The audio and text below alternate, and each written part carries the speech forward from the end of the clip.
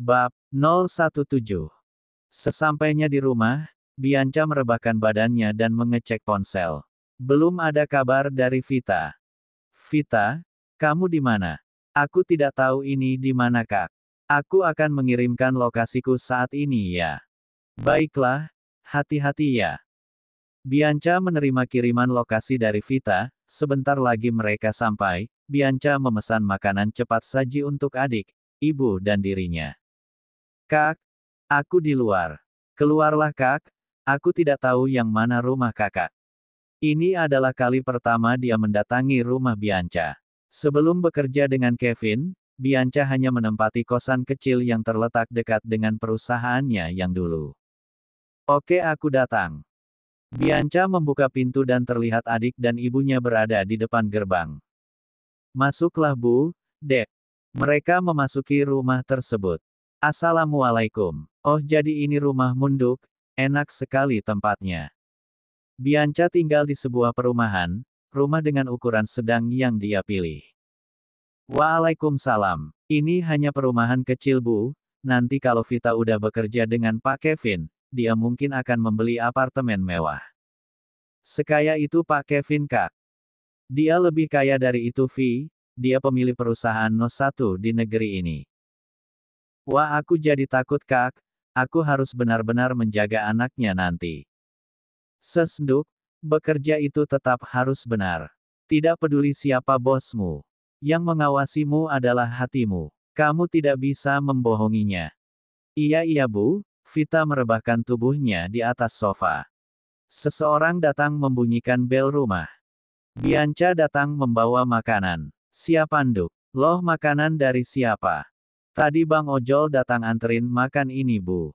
Kenapa tidak mampir? Kalau ada tamu itu dibiasakan ajak mampir, jangan hanya sampai gerbang. Tidak baik, Nduk. Ibu, dia itu tukang ojek. Masa tiap pesan makanan harus diajak mampir? Kan serem, Bu. Vita menyaut dengan mata tertutupnya. Lah, kirain temen kamu. Tadi siapa katamu? Bang Ojol, Bu. Ojek online. Oh begitu? Maklumlah, Nduk, di kampung tidak ada yang seperti itu. Tukang ojek aja hanya ada dua, Bang Gundul dan Bang Toge. Vita dan Bianca tertawa mendengar penjelasan ibunya. Mereka pun makan bersama sambil sesekali mengobrol. Pagi hari Vita dan Bianca sudah berada di perusahaan milik Kevin. Perusahaannya besar banget, Kak. Rumahnya pasti besar juga kan ya? Hush, siapa bilang kamu akan bekerja di rumahnya? Pak Kevin selalu membawa anaknya ke kantor, bahkan setiap hari. Hah? Kenapa, Kak? Apa di rumahnya tidak ada siapa-siapa? Kemana istrinya? Kalau aku udah menikah ya, Kak, aku bakalan diem di rumah aja buat jagain anak aku. Gak bakalan aku titipkan ke siapapun.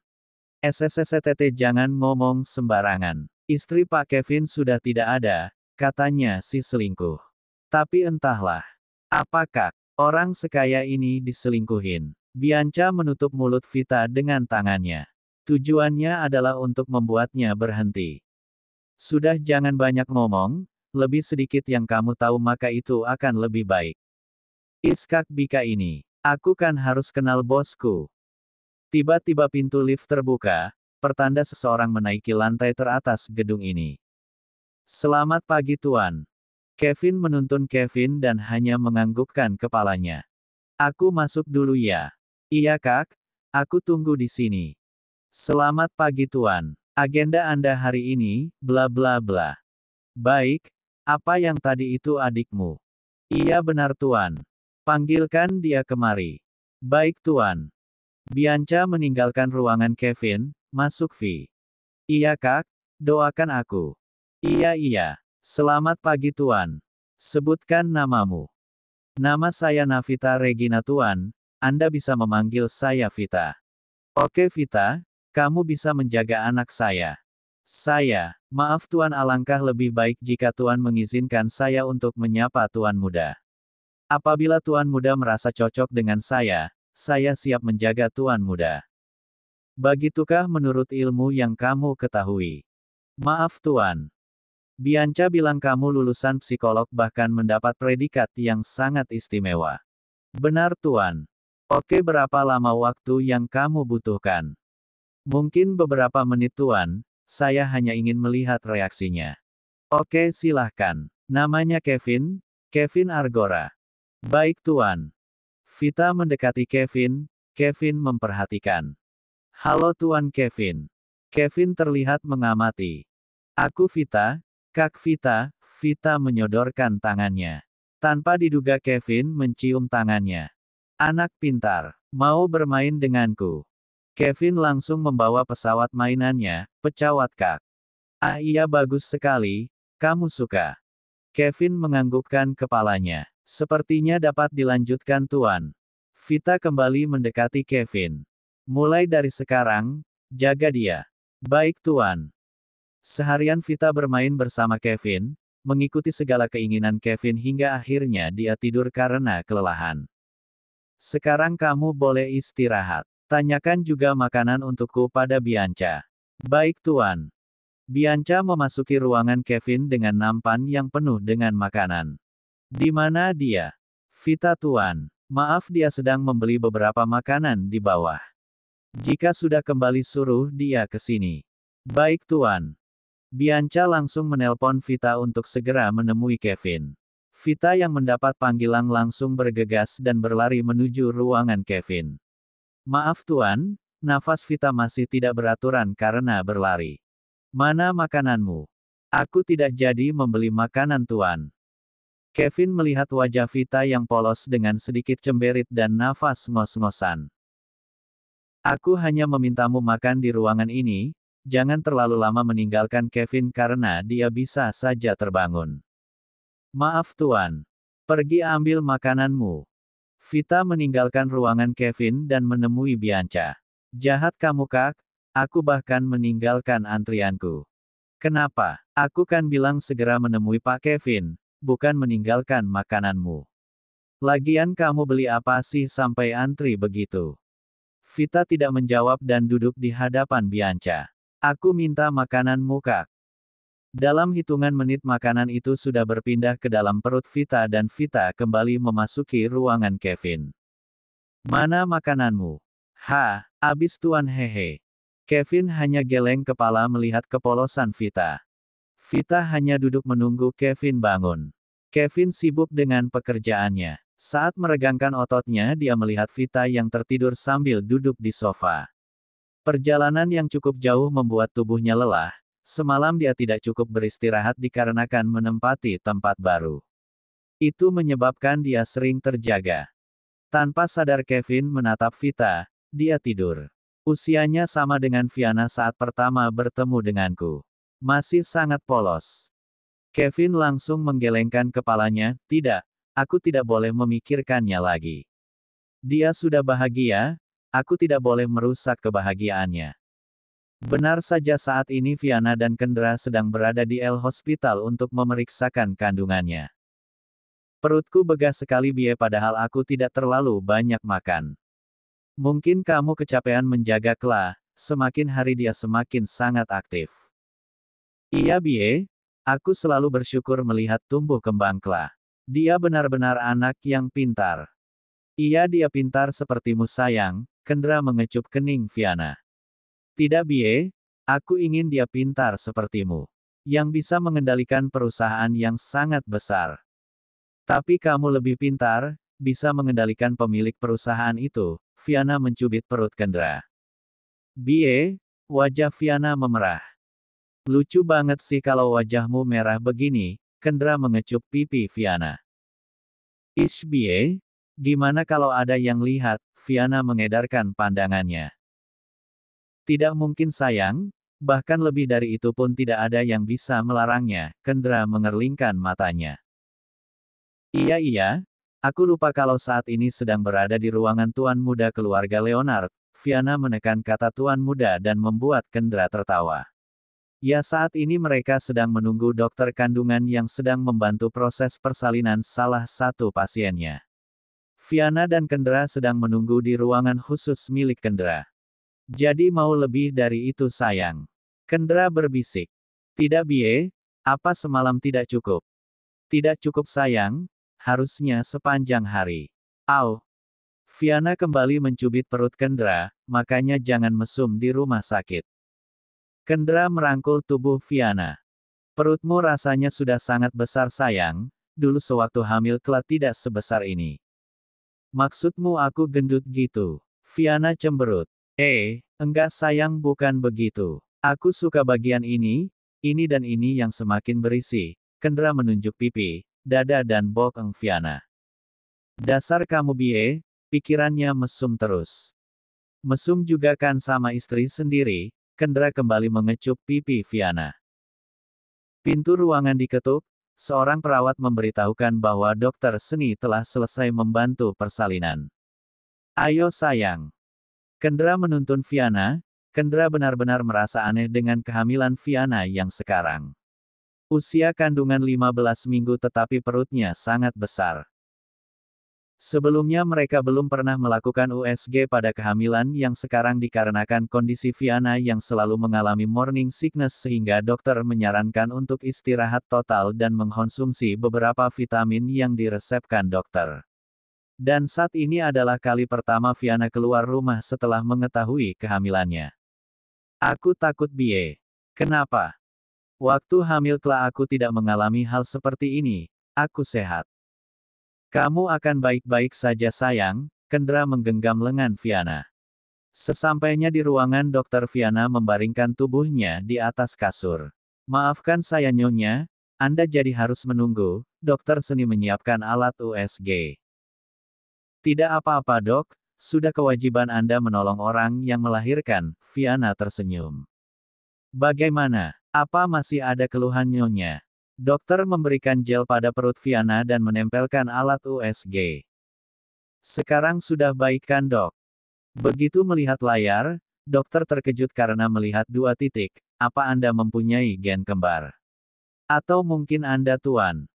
Tidak dok, kami tidak mempunyai gen kembar. Kalau begitu selamat, Anda menjadi satu dari 1000 yang akan mempunyai anak kembar tanpa gen kembar. Maksudnya dok? Kendra langsung menatap layar dengan seksama. Lihatlah tuan, 2 titik sebesar biji ini adalah calon bayi Anda. Mereka kembar. Fiana dan Kendra saling menatap tak percaya, mereka hanya memandang dengan tatapan bahagia dan tanpa terasa air mata membasahi pipi mereka. Fiana dan Kendra pulang dalam keadaan saling diam, mereka masih benar-benar tidak percaya dengan berita yang mereka dapatkan. Sayang, kamu ingin makan apa? Supaya sekalian kita membelinya. Tidak bie, aku ingin segera menemui ibu dan ayah. Aku ingin segera memberitahu kabar bahagia ini, Fiana meneteskan air matanya. Kendra menggenggam tangan Fiana. Terima kasih sayang, Fiana menganggukkan kepalanya. Sesampainya di rumah utama, ibu menyambut hangat kedatangan Fiana dan Kendra. Sayang, apa kamu sudah baik kan? Kenapa sudah keluar rumah begini? Biarkan kami yang menemuimu. Cucu nenek sudah tidak rewel lagi kah? Fiana merasakan bahagia saat ibu mertuanya mengusap perut Fiana. Mereka sudah tidak rewel lagi, bahkan sangat baik bu, Kendra menghampiri Fiana dan ibunya. Syukurlah. Tunggu dulu, mereka. Aku hamil anak kembar bu, Fiana kembali meneteskan air matanya. Ibu langsung memeluk tubuh Fiana.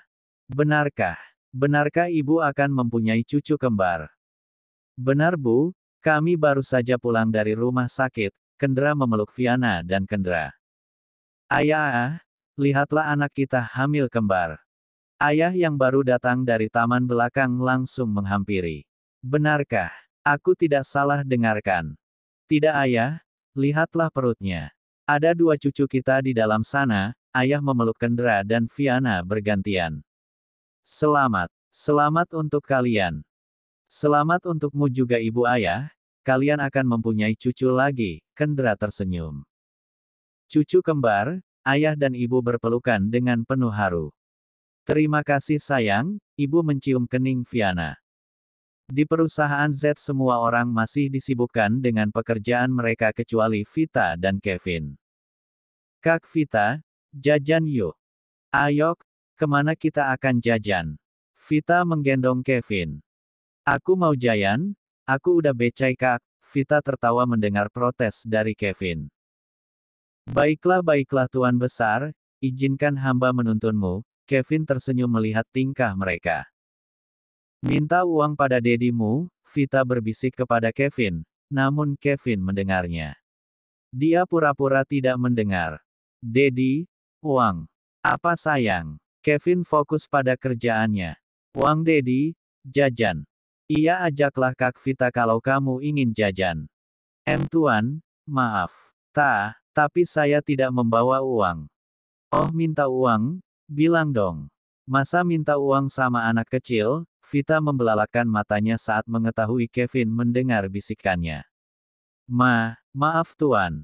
Ambillah ini, kalian boleh berbelanja sepuasnya. Tapi hati-hati. Sepulang dari jajan segera kembali. Baik Tuan. Vita dan Kevin pun berjalan bersama meninggalkan ruangan Kevin. Polos sekali dia, Kevin melanjutkan pekerjaannya. Vita dan Kevin berjalan-jalan di sekitaran mall, mereka diantar oleh sopir Kevin. Mau kemana kita bos besar? Jajan Kim. Ayo, mereka memasuki sebuah kedai es krim. Mereka terlihat seperti kakak adik yang sedang bermain bersama. Sekarang kemana lagi bos? Main yuk kak. Oke. Mereka memasuki area bermain. Mereka memainkan banyak sekali permainan. Tak jarang mereka tertawa bersama, waktu sudah menunjukkan pukul 3 sore. Vita membawa Kevin kembali ke kantor. Sesampainya di kantor mereka kembali memasuki ruangan Kevin. Saat memasuki ruangan ternyata ada Chandra, manajer keuangan yang sedang melaporkan keuangan. Maaf Tuan. Masuk saja. Chandra terlihat mencuri pandang saat Vita memasuki ruangan. Kevin yang melihat itu langsung merasa tidak suka. Kembali ke ruanganmu. Tapi Tuan saya belum selesai. Aku bisa membacanya melalui laporanmu. Chandra pun menundukkan kepalanya dan meninggalkan ruangan itu. Kevin kembali menuju meja kerjanya dan membaca laporan yang diberikan oleh Chandra. Nanti kalau ada laki-laki, maksudnya orang lain lebih baik kamu tunggu di luar. Maaf Tuan, saya tidak tahu kalau di dalam ada tamu. Tadi Kak Bianca sedang mengkopi berkas jadi saya tidak bertemu dengannya. Tidak apa, ini bukan salahmu. Tapi salahnya. Maaf Tuan. Lupakan saja, Kevin kembali fokus kepada pekerjaannya. Kevin tampak bercerita tentang pengalaman bermainnya, dia jarang sekali bermain seperti itu dikarenakan mengikuti Kevin yang menghabiskan waktu di kantor. Benar-benar Tuan muda, kamu memang hebat dalam memainkan permainan itu. Kak Vita kalah hahaha. Iya, apalah daya hambamu yang tidak mampu ini hiks, Vita pura-pura menangis. Tanpa diduga Kevin langsung memeluk Vita, Anan angis kakak, kap.